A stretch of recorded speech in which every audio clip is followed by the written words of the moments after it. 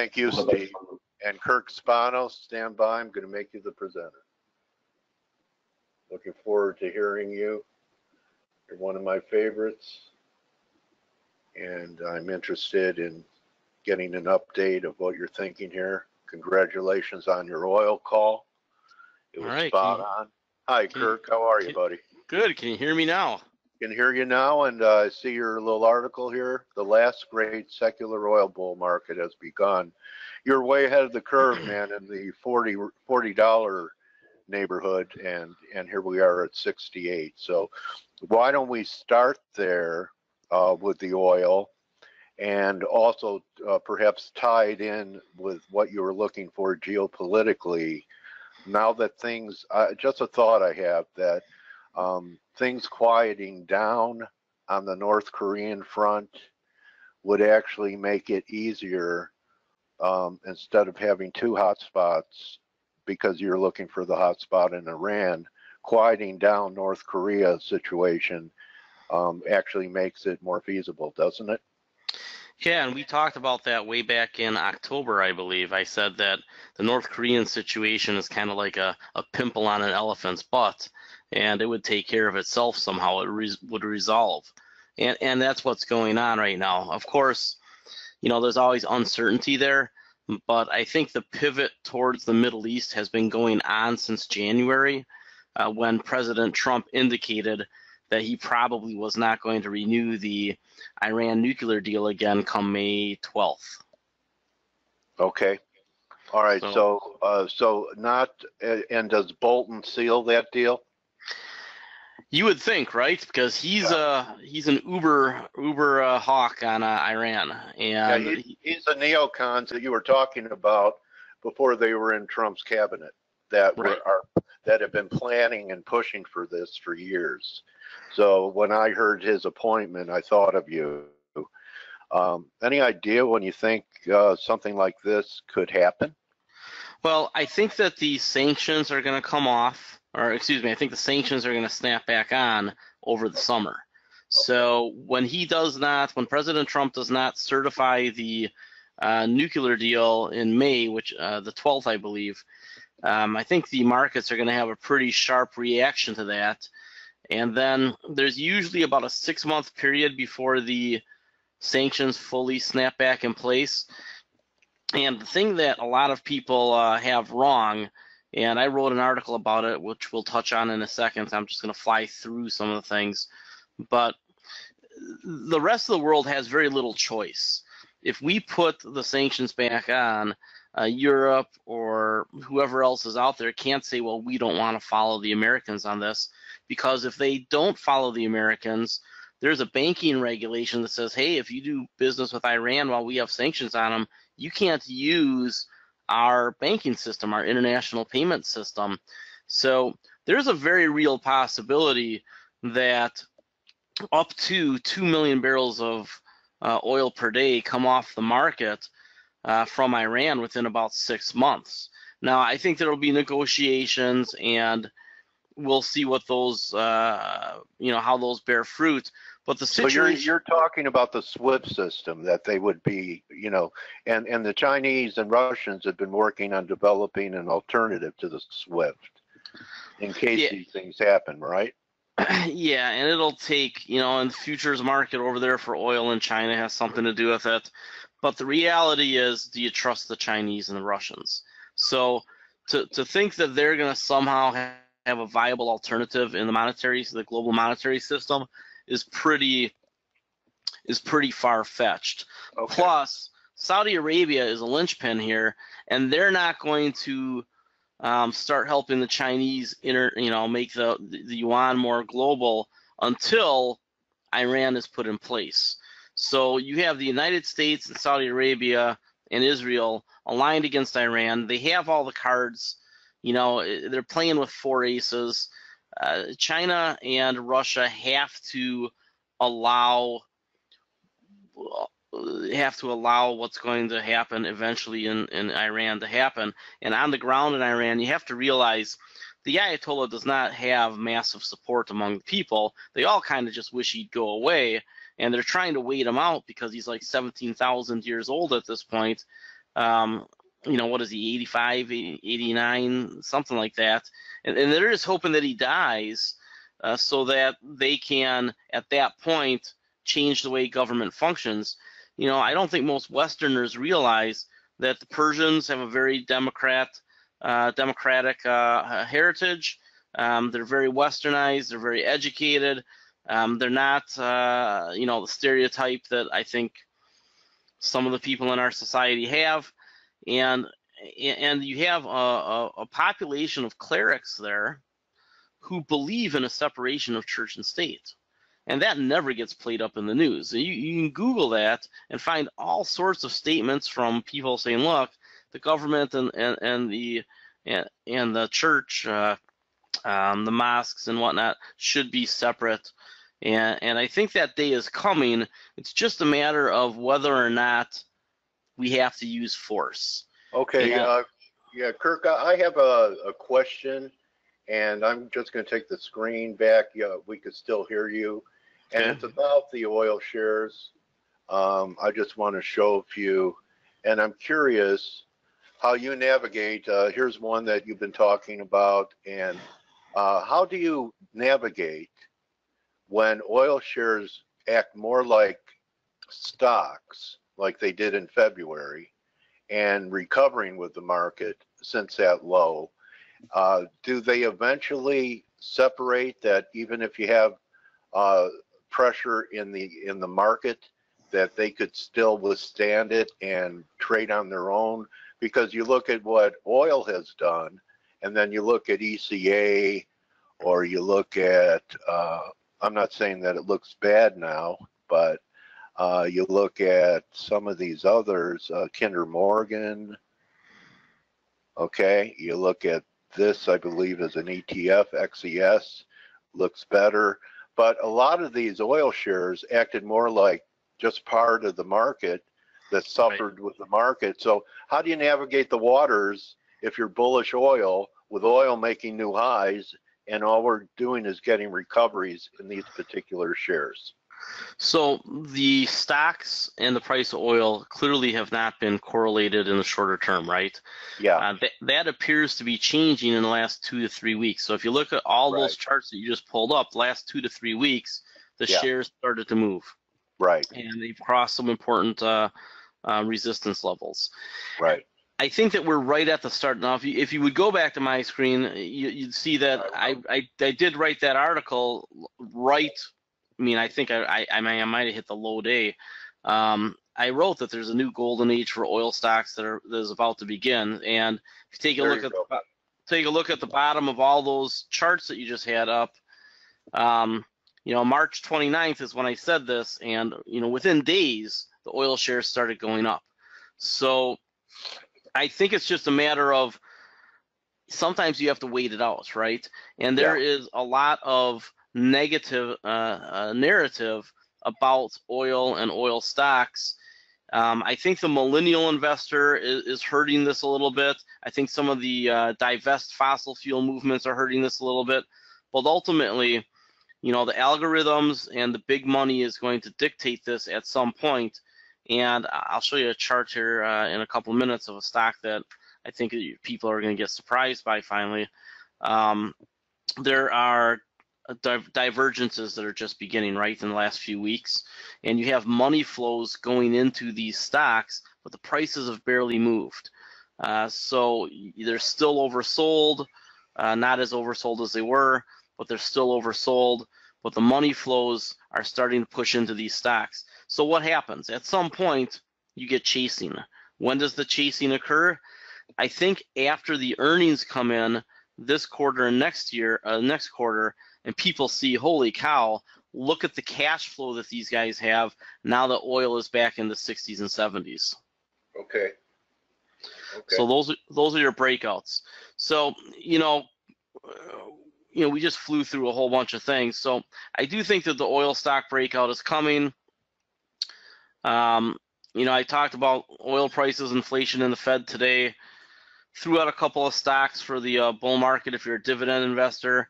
Talked about why I don't like Chevron and Exxon. A couple of things with the Fed here. The wild card with the Fed is that they tighten too fast, right? Okay, so that's a recent article. I think the headline was how the Fed could affect your retirement funds, right? Yeah, that one wasn't mine, but I talked about that the Fed is making two huge mistakes, and if they tighten too much and the dollar suddenly surges, um, you could have a situation where they cause a recession. So it's not so much the dollar getting stronger, putting a lot of pressure on the price of oil. It's the dollar getting stronger and slowing economic growth, which would cause demand for oil to go down. So Okay. that is what So we have to that's watch the out tug for. of war. Tug of Yeah, war is supplies getting tighter, and the only thing that could disrupt this bullish scenario is the global economy weakening too much, which will stifle demand. correct. Got it. And I'm not a real confident guy in Jerome Powell, but I think that there will be pressure to bear on him at some point not to tighten as much. Neil Kashkari is out there talking about it in the press. So we'll see what happens. Ultimately, I do think this resolves positively for oil stocks. I actually wrote an article that I don't have pulled up. I think the S&P 500 is going to run to around 3,000 here in the next year. And then I think bad things happen.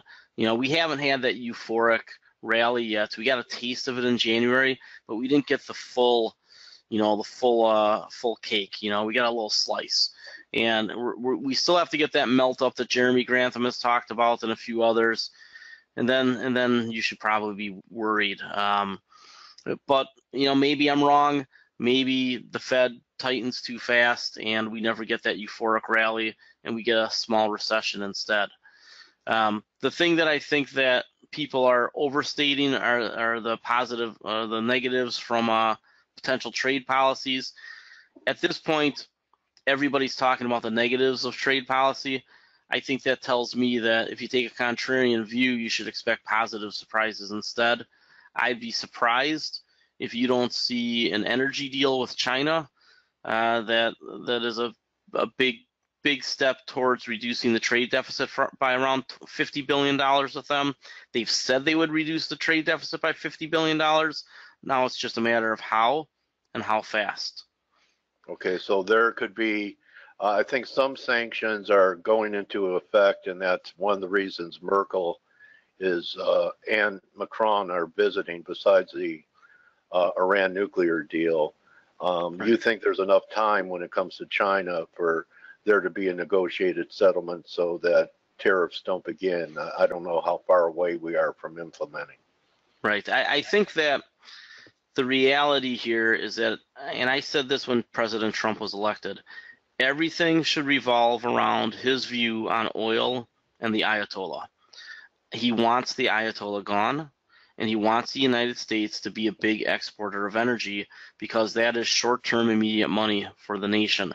And if he can get marginal improvements in the trade agreements and cut a deal with China, which is the biggest importer of energy now, then he gets all these marginal wins, which he'll take because, with President Trump, a marginal win is the biggest win in the world. So, that's just how it'll come out in his tweets. Well, you know what?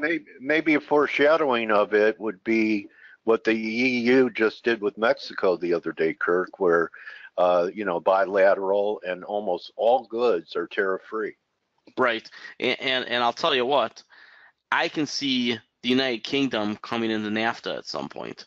So, there's a lot of different trade deals that are out there, and ultimately, I wasn't a Trump voter, but I'm watching him with an open mind, and although he seems like that crazy uncle who tells dirty jokes, I can't argue too much with the economic policy at this point unless his Fed chairman screws things up.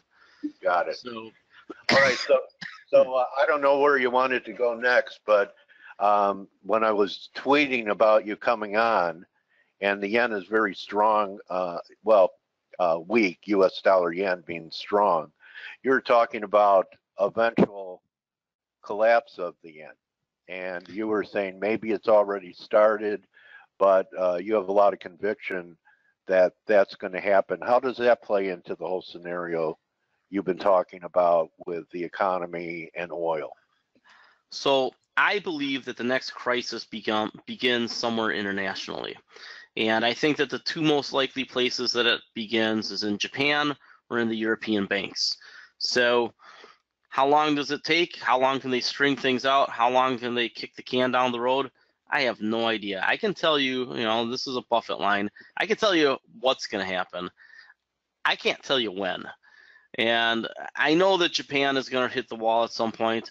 And unless the European Union really comes together on fiscal policy and monetary policy, and they work out common sense ways to help the smaller, weaker economies, things that aren't in any way tied to tightening, the European banks will have a problem down the road. I mean, we almost had a crisis in the European banking system this year already.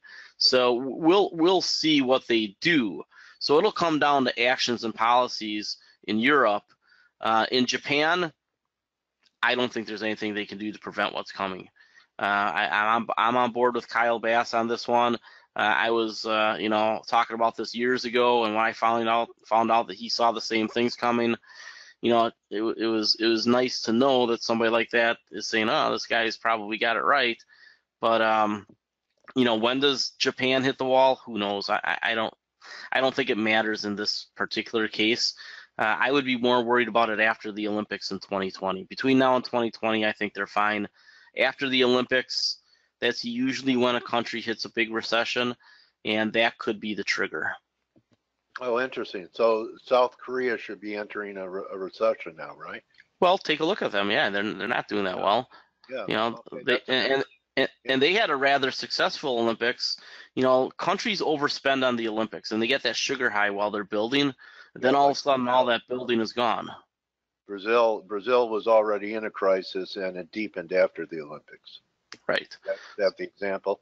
Okay, so to me, it seems like your highest conviction about everything we've talked about is the accumulation of oil shares for the last bull market. Now, I talked to a lot of people, right, Kirk? Right. And I know who's pretty good. And one of the guys who I think is, has a great track record in forecasting was talking about $75 being that level being kind of a sticking point. And that's going to tell the story after we get to 75 about what's going to happen. But he believes if we clear 75 and the wave structure is positive, that he's actually looking for us to take out the highs of 140 before this is over. Do you think that's possible? Yep, absolutely, especially if there's conflict. 180, I think he was talking, 180 crude. Yeah, if there's a conflict in Iran, for sure. But you have to remember that Saudi Arabia has a lot of excess capacity. And there's a bunch of people running around saying, "Oh, Saudi Arabia is running out of oil." Baloney. I know people at Halliburton, Schlumberger, the Total. Saudi Arabia is not short on oil. If they want to crank up production by 2 to 3 million barrels a day within a few months, they can do it. And if they really wanted to invest in some of their newer finds, within a year they could be pumping out another 2, 3, 4 million barrels a day after that. So what we're looking at is a manipulation of the oil market. First, they crushed the long cycle competition, right? The deep sea drillers and the oil sands just aren't investing anymore. That created this situation where now we have this run up on inventory coming down. What would push the price of oil through that $75, $80 mark? Punishing Iran, making them take hundreds of thousands of barrels of oil off the market. That would push the price up. After the price gets to a level they want, then Saudi Arabia starts pumping and they become the marginal supplier again. So I would say that your biggest winners from oil rising into the 80s, because it's certainly going to do that if we cancel the nuclear deal, are going to be the American shale players and some of the Gulf players, but in particular the players in the Permian. And then you're going to have Saudi Arabia, because they're going to be able to spin off 10 or 15% of Saudi Aramco. It's not going to be 5%. It's going to be way higher. They're going to spin off, I think, about 15% of that company. I think China's going to buy a share. I think India's going to buy a share. I think you're going to get a conglomerate of buyers to buy more. They might even sell 20%. There was talk, I think about a month ago, that China was going to take it all. They can't take it all. The Saudi Arabians would never sell it all, but I mean, there certainly could be deals, and that would go back to what we talked about earlier, the globalization of the yuan. So once Iran is put into check, all these other things start to go boom, boom, boom, boom, boom, boom. That doesn't mean there'd be an oil crisis, because Saudi Arabia knows if you crush oil demand, that defeats everything else they did. They want the price of oil between 80 and 100. And they have the ability to supply oil. Even if Iran has 2 million barrels come off, they can replace that within months. So it's not like we're going to have this dramatic shortage. Plus, as the price of oil goes up in the 2020s, right? Let's suppose we still were rising past 100, 110, 120, 130, 140. As that happens, what do consumers do? They change their behavior. There's already a Toyota hybrid Camry out there for less than $1,000 more than an internal combustion Camry, and it gets double the mileage. Yeah. So is that the top selling car in the world? Maybe it's one of the top selling cars. So do Camry buyers who are loyal? I've become a loyal Toyota guy. I was always, I had a Cadillac, I had a Buick. I love those cars, but for reliability and price, at some point you just make rational decisions. Say, well, I'm not buying a sports car, so what makes sense? And Toyota. Well, you're not trying to get as many chicks. Oh no, that's not true. I'm trying to get chicks, but and anybody who knows me here knows, that I am a very eligible bachelor. So, and I travel. So if there's any great traders out there that happen to be 30-something-year-old women and are single. Look me up. So a little match.com here. Yeah, look me up. All right. So, Kirk, another outstanding interview. Anything you want to wrap it with? Yeah, let me give you a stock pick. I haven't given you a stock pick before. I'm going to give you something that I think is going to break out, and that you can use options to make a lot of money on. So, Gundlach talked about being long XOP. So I had that article comparing XLE and XOP. I'm not real high on the majors. I think they have too much overhang, too much legacy debt and problems. XOP is the way to go. Equal weighted, more shale players. Is that an ETF? ETF, yeah. So if you just want exposure, I own Leaps on this. Gundlach got behind it at the SONA conference, so I feel good about that. These are the companies that are in there. And this is the company that's not on that list, I don't think, but I like it. Chesapeake Energy. Oh, I was looking at that. Everybody's I thought there might be one more push down, and I was, everyone I talked to about Chesapeake, it had a little heartbeat in the last month or two. Yeah. They go, it's in a void because of all the problems the company has. And, the guy who was it that died, who crashed his car? McLendon. Right. So you like it. And I know you do due diligence on the financials of a company, right? Right. And so I have been following Chesapeake since, I don't know, well before the financial crisis. And, I don't even remember when they went public, but it was during my career sometime. I had a great uncle who worked over at CBOE, he had a seat. And he taught me about Chesapeake. He says, we just used to trade the hell out of this one. And I think that you're starting to see, you can add more lines to this chart, but you can tell what's happening here. Look how it's tightening up. Right. Okay. Look at the money flow. I like shaken, whatever it's called. Okay. That shows accumulation. Look at that. Yeah, a lot of it. Still oversold, but smart money is picking it up. But the stock price hasn't moved. It's just consolidated and getting tighter and tighter and tighter. When this breaks out, it's going to break out on news. And this is what the news is going to be. They're going to sell off another hunk of land, and it's going to be something people don't expect, and it's going to be worth a lot more than people thought they'd get for it. And I have 3 candidates for what hunk of land they're going to sell. It's not important to this discussion which ones they are, but they have a natural gas asset that they could sell down off the coast. They already sold one. They have another one. They have a couple of oil assets, including the Eagle Ford. They're here, so I'm telling you what they are. I think that they could sell some assets and get some big numbers now that the price of oil has gone up. And the reason the natural gas, and they might sell too, the reason the natural gas assets are becoming valuable again is because I think everybody knows that the LNG that's getting exported is a big deal. And the oil that's going to get exported is a big deal. You remember you have the port down in Corpus Christi that just got, I don't know if they're quite done yet, but they're going to be able to send out the super tankers now, the real big ships. And that's a lot. That's 2 million barrels a day per ship. So you have any reasonable objectives or targets? Looks like once we get through 380, it's going to look pretty good. Do you have any? Yeah, what are you thinking? I think it's going to get to $7 or $8 a share in the next year and a half, and here's why. Chesapeake Energy is a binary event, right?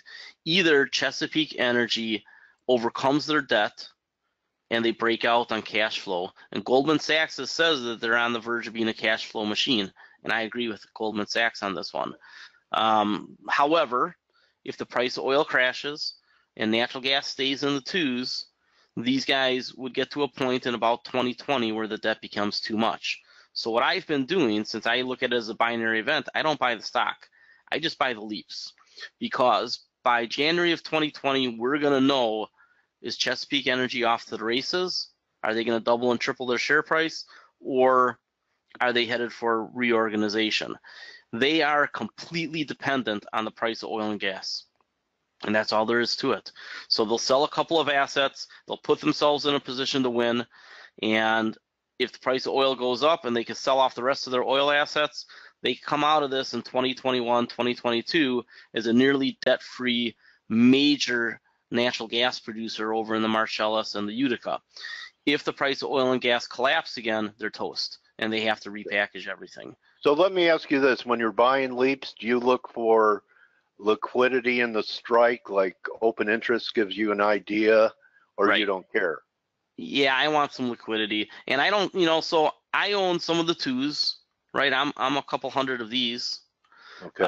but then I own a few hundred of these, a few hundred of these, a few hundred of these, because you want to get different exposure depending on your risk tolerance and how much of a home run you're trying to hit, right? So you got some of these guys. We're talking about it going to $7, and that's where all the open interest is.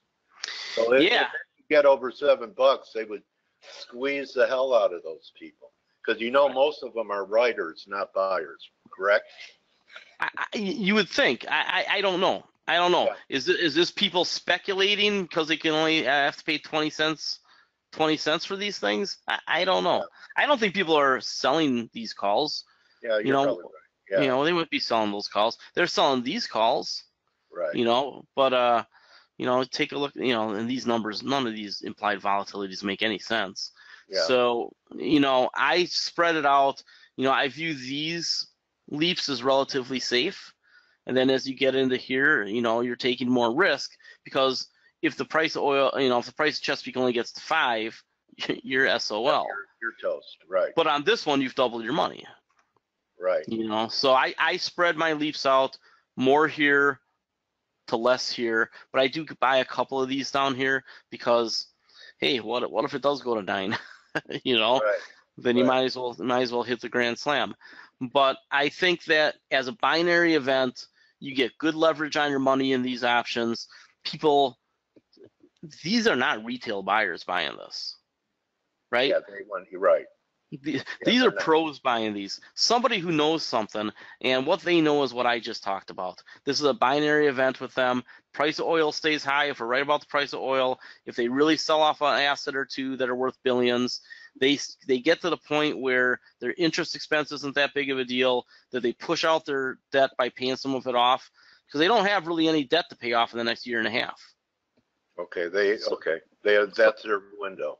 Yeah, that's what a great interview, and you got real specific with us this time, Kirk. Thank you so much for laying it out there on the line, instead of if this, then that, or if that, then that.